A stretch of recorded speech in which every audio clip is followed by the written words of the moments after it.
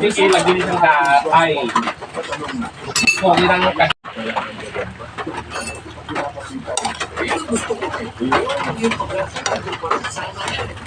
Ito yung alugbati.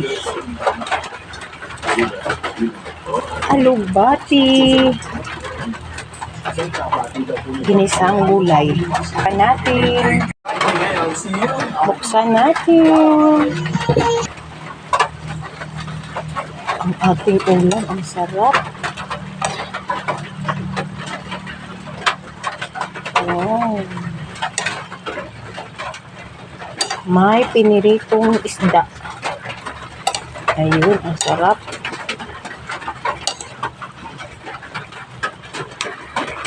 Ito yung sarap. Lagyan natin ng asin.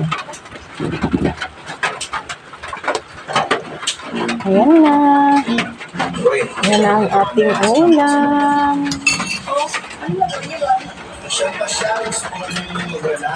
Ako na, gusto ko din po mag-relax. Pagkain dun eh, paano ako mag-relax? Kain! Mga unta!